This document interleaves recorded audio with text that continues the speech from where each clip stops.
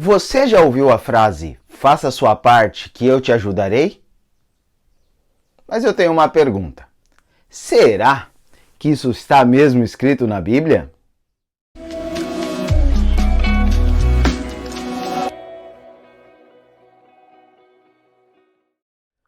Você se lembra de Acaz?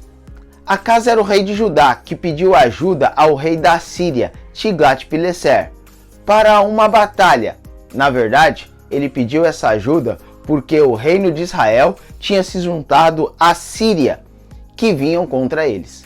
Então, sem saber o que fazer e com medo de perder uma batalha, Acaz então pede ajuda a Tiglat-Pileser. Você pode conferir isso em 2 Crônicas, capítulo 28. Mas interessante é que Acaz já havia morrido e quem assume o trono agora é Ezequias, o seu filho. Mas é importante destacar que o reino de Judá, agora sendo reinado por Ezequias, continuava a pagar um tributo de proteção para a Síria. E o rei nem era mais Tiglat-Pileser. O rei daquele momento era Sargão II, que morre em um campo de batalha. E sabe o que acontece? Ele é sucedido por Senaqueribe, também um dos seus filhos. Agora a Síria era governada pelo rei Senaqueribe e Judá era governado pelo rei Ezequias. Mas Ezequias continuava pagando para Senaqueribe esses tributos. Mas Ezequias teve uma grande ideia, pelo menos no conceito dele. A ideia era a seguinte: já que Sargão II tinha morrido e agora foi sucedido por seu filho, ele acreditava que a Assíria passava por um momento de fraqueza. Em 2 Reis, capítulo 18, verso 7, o texto diz o seguinte: assim foi o Senhor com ele, para onde quer que saía, lograva bom êxito. Rebelou-se contra o rei da Síria e não o serviu. Na verdade, Ezequias quis se rebelar e liderou um grupo de pequenas cidades que tinha ao seu redor para ir contra Senaqueribe, o rei da Assíria. Mas você sabe o que aconteceu?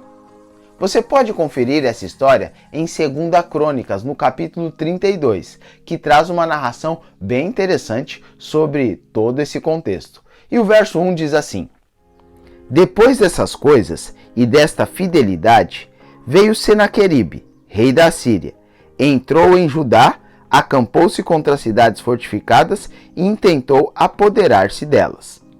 Vendo, pois, Ezequias que Senaqueribe vinha e que estava resolvido a pelejar contra Jerusalém, resolveu, de acordo com seus príncipes e os seus homens valentes, tapar as fontes das águas que havia fora da cidade.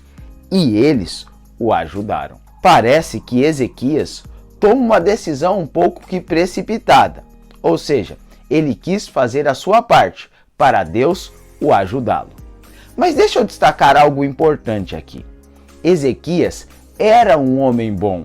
Ele era um homem que tentava seguir os preceitos de Deus. Veja, em 2 Crônicas, capítulo 31, verso 20 e 21, qual era o perfil do rei Ezequias. E lá diz assim: assim fez Ezequias em todo Judá. Fez o que era bom, reto e verdadeiro perante o Senhor, seu Deus. Em toda a obra que começou no serviço da casa de Deus, na lei e nos mandamentos, para buscar a seu Deus. De todo o coração o fez e prosperou.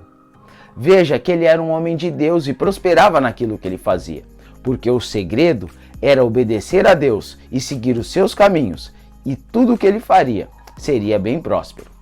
Porém, nessa circunstância em específico, contra o rei Senaqueribe, ele achou que poderia consultar os seus príncipes, porque ele já tinha uma ideia em mente. E você já deve ter ouvido a frase: faça a sua parte, que eu te ajudarei. E foi exatamente isso que o rei Ezequias fez. Mas vale destacar que essa frase, faça a sua parte, que eu te ajudarei, não existe na Bíblia. Este não é um conceito bíblico.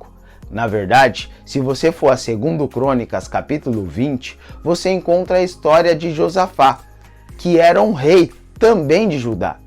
E Josafá não precisou fazer nada contra os Moabitas e os Amonitas, e mesmo assim venceu a batalha. Confere aí na sua Bíblia e você verá que eles não precisaram fazer nada. Esse nunca foi o conceito bíblico.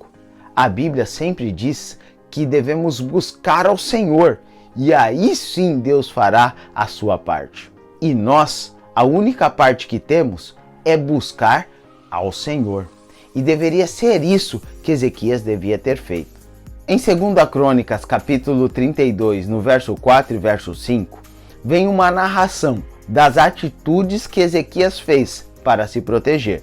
E no verso 6 diz assim: pôs oficiais de guerra sobre o povo, reuniu-os na praça da porta da cidade, e lhes falou ao coração, dizendo: sedes fortes e corajosos, não temais, nem vos assustei, por causa do rei da Síria, nem por causa de toda a multidão que está com ele, porque há conosco maior do que o que está com ele.